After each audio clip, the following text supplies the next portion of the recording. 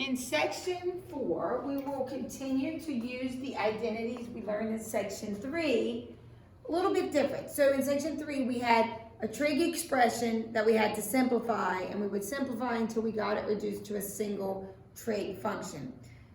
In section 4, we're going to be verifying trig identities, which means we are going to have an equation, and our goal is to simplify one side until it looks like the other side. How do we decide which side to simplify? Well, typically we pick the one that's more complicated to simplify. In this case, they're pretty even difficulty, but usually the addition and subtraction is going to be a little more difficult than the multiplication. So I'm going to work with rewriting tan squared theta minus sine squared. And my goal is when I'm done, this side will transform and equal this side.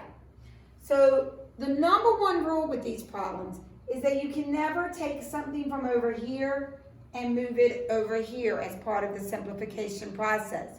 You pick a side, simplify it as far as you can, and your goal is to see if you can make this side look like this side without ever bringing something back and forth from the other sides.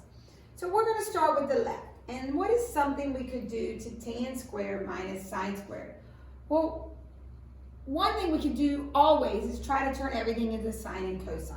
So what do we know tangent? What equals tangent? Sine divided by cosine. So this would be sine squared over cosine squared minus sine squared over 1. How do we subtract? We need a common denominator. So the common denominator would be cosine squared. I did nothing to the first fraction. What did I do to the 1? I multiplied by cosine squared. So this becomes sine squared theta times cosine squared theta. What can we do up here? We can pull out a GCF. The GCF is sine squared theta. That leaves me with 1 minus cosine squared theta all over cosine squared theta. Right here I see sine squared over cosine squared. What do we know sine squared over cosine squared makes? That's right, sine over cosine makes tangent. So sine squared over cosine squared makes tan squared times 1 minus cosine squared theta. We're getting there. We've got the tan squared. We've just got to figure out how to get the sine squared. Well, where have we seen this before? That's right, it's the Pythagorean identity. Sine squared plus cosine squared equals 1. What have they done with the cosine squared? They moved it to the other side. So what does 1 minus cosine squared equal? It does indeed equal sine squared. You will know you've done these problems correctly when you get one side to look identically like the other. They look the same, so I have verified the identity. Now some of you may say, Ms. Comrade, I approached that differently. I turned tan squared into secant squared minus 1. I used you could do that and then get a common denominator. It's a little more complicated, but yes, there's other ways. As in section 3, there is not necessarily one way only to get to the answer. So let's do another example. So we have cosecant times cosine times tangent all equals 1. So we want to make one side look like the other. Which side is the more complicated side? That's right, this side. So this is the side we want to rewrite until it turns into 1. So what is something we could do? Turn everything into sines and cosines. So what would cosecant be? 1 over sine times cosine over 1 times what's tangent become? Sine over cosine. I am multiplying all these fractions together. Can anything reduce? Good. The cosines can cancel. The sines can cancel. What am I left with? 1 equals 1. We verified the identity when you get one side to equal the other side. Again, you cannot move stuff across the equal bar. So let's look at C. We have sine theta times 1 over sine minus cosine over cotangent, all equals cosine squared theta. Which side looks more complicated? The left side. So that's where we want to begin simplifying. Any ideas that you would begin with? Okay, I heard someone say distribute. So we're going to do, I didn't actually hear someone say distribute, but I'm assuming that's what popped in people's brain. What's sine times 1 over sine? It is 1. Minus, distribute. We get sine theta, cosine theta, divided by cotangent theta. Okay, it doesn't look like the right yet. So got to keep going. What's something else we can do? We can turn cotangent into sine and cosine. So 1 minus sine theta, cosine theta, divided by, what does cotangent become? Cosine over sine. Let's keep simplifying. We have this divided by a fraction. How do we divide by a fraction? We multiply by the reciprocal. So we're going to multiply by sine over cosine. What happens to the cosines? They cancel. What's sine times sine? Sine squared. 1 minus sine squared theta. Where have I seen that? My Pythagorean identity. Cosine squared plus sine squared always equals 1. If I move the sine squared over, what does 1 minus sine squared equal? It equals cosine squared, which means I have now proven the identity because I've made one side identical to the other. So let's look at letter D. I don't know if I can move this up anymore. That's as high as it goes. So if we look at letter D, cosecant over cosine minus tangent theta equals cotangent theta. Which side's more complicated? The left again. So we want to simplify that first. Any ideas? Let's turn everything into sines and cosines. So what does cosecant become? Cosecant becomes 1 over sine divided by cosine minus tangent becomes sine over cosine. Okay, now what? Okay, I heard somebody say we have a common denominator. So the common denominator is cosine. If the common denominator is cosine, do I need to do anything to make them common? No, so I can just write my numerator 1 over sine minus sine over 1. Okay, how do I simplify that numerator? I need a common denominator. What's the common denominator between sine and 1? It's sine. Did I do anything to the first fraction? No. What did I multiply the 1 by? Sine. What does the sine become? Sine squared. All divided by cosine over 1. That's going to be important later that it's over 1. Where have we seen 1 minus sine squared before? Right here. Cosine squared equals 1 minus sine squared. So what can we replace 1 minus sine squared with? Cosine squared over sine divided by cosine, which we know is over 1, even though we don't usually write the 1. How do you divide a fraction by a fraction? You multiply by the reciprocal. 1 over cosine. What's going to simplify? The cosine goes away and this becomes just cosine. So we're left with cosine over sine. What do we know cosine over sine makes? That's right, cosine over sine makes cotangent. We've now shown that the left side equals the right side. Good. So for all of these, we only had to simplify one side. We simplified one side until it looked like the other.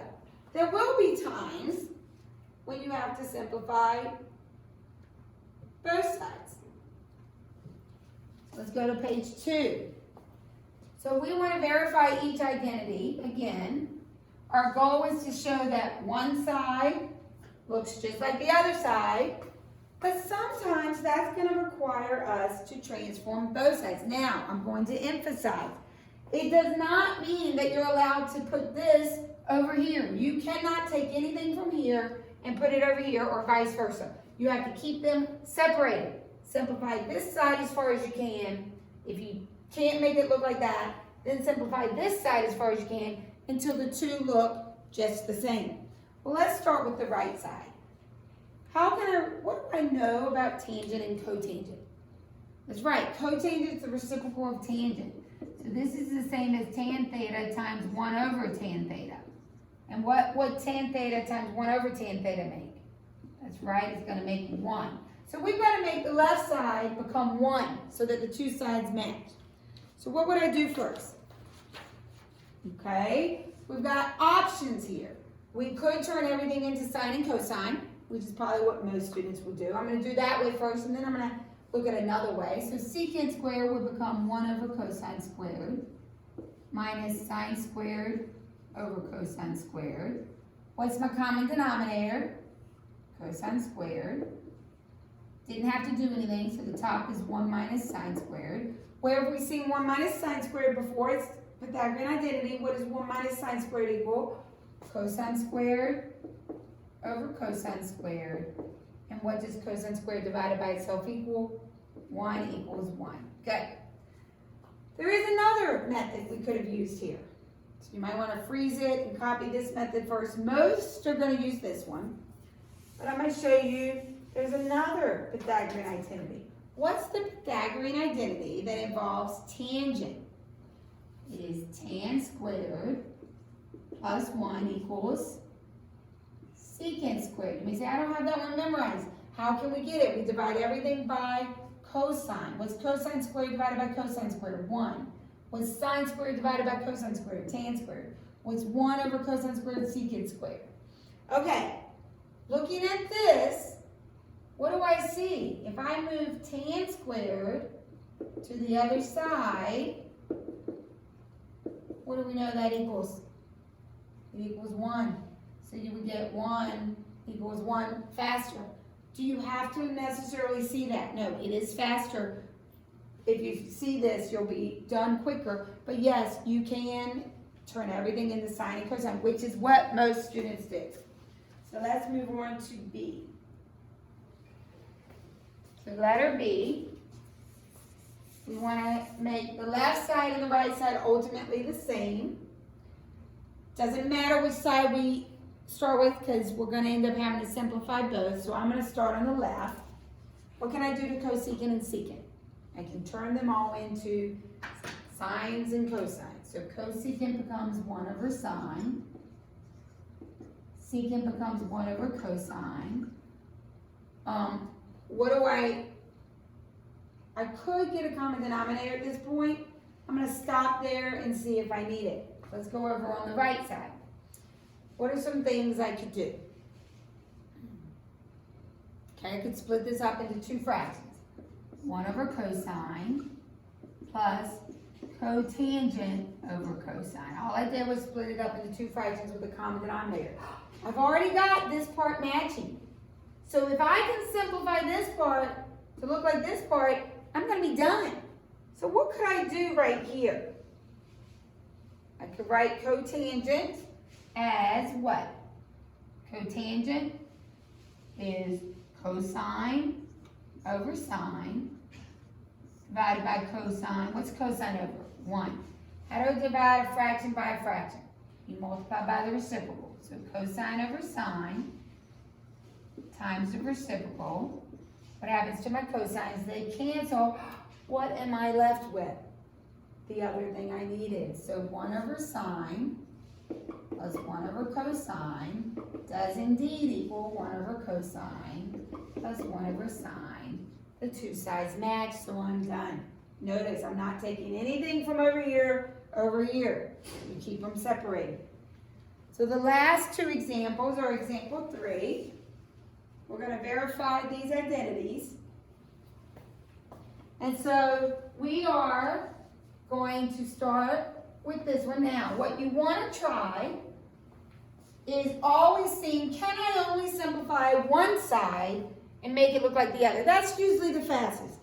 If you get stuck and you can't turn this side into this side, then you would simplify both. Which side is more complicated? The left side. So let's see what we can do to simplify. One idea would be to turn everything into sine and cosine. That will always be an option. But do I see something else? 1 plus tan squared. It is the Pythagorean identity, tan squared plus 1 always equals secant squared. So what can I replace tan squared plus 1 with? Secant squared. So we get secant squared theta over cosecant squared theta. For this homework, it would be helpful to have those section 3 notes open so you can see your Pythagorean identities, because a lot of you don't have these memorized yet. So what can I do now? Turn everything into sine and cosine, okay? What does secant squared become? Secant squared becomes 1 over cosine squared. What does cosecant become? 1 over sine squared. How do I divide a fraction by a fraction? I multiply by the reciprocal, so this becomes 1 over cosine squared times the reciprocal, sine squared over 1, and that makes sine squared over cosine squared. What do we know sine over cosine is? Sine over cosine is tangent, so sine squared over cosine squared is tangent. Look at that. The left side verified and matches the right side. Good. So last example. And that's as high as I can move the screen. So this should be okay though. Okay, so what are we going to do first? Let's see. Which side should we start with? Okay, doesn't matter. Your choice. I'm going to start on the left. So secant can be rewritten as what? 1 over cosine. How do I divide sine by a fraction? I multiply by the reciprocal. And that becomes sine theta, cosine theta, and I'm stuck. There's nothing else I can do. It's all written as sine and cosine. There's no squares, so I can't use Pythagorean identities. I am stuck, which means I have to go over to the right side. What are some, and I'm going to do some of this work over here just because this is so low on the board. What are some things I can do to tangent and cotangent? Okay, I can make them sine and cosine. So 1 divided by tangent becomes sine theta over cosine theta, plus cotangent becomes cosine theta over sine theta. What do I need in order to add these two fractions? I need a common denominator. So the 1's just going to hang out. What's the common denominator? Cosine times sine. Good. What did I multiply the cosine by? I multiplied it by sine. So what do I multiply the sine by? Multiply by sine. What's sine times sine? Sine squared. Plus, what do I multiply the sine by to make the common denominator? Cosine. So what do I multiply the cosine by? Cosine. What's cosine times cosine? Cosine squared. Where have we seen sine squared plus cosine squared? Sine squared plus cosine squared is one of our Pythagorean identities. Please, please, please take the time to memorize it. What does it always equal? 1. You've got to know that one, guys. So please memorize it. It helps to memorize the tangent one too. So this makes 1. So we have 1 over 1 divided by cosine times sine. So we got 1 divided by a fraction. How do you divide by a fraction? You multiply by the reciprocal. What am I going to end up with when I multiply by the reciprocal? 1 times this leaves me with cosine theta, sine theta. Are these the same? Yes, we can switch the order when we multiply because multiplication is commutative. Good. So these are equal. And that's the last example for section 4. Hopefully you will be okay. Be prepared. This homework is difficult. It always is. Please don't get stressed. If you need to set up an office hour with me after we go over the homework, I will, because I always do have to help all of my students with these section 3 and section 4 homework, because it is very different from anything you've ever done before.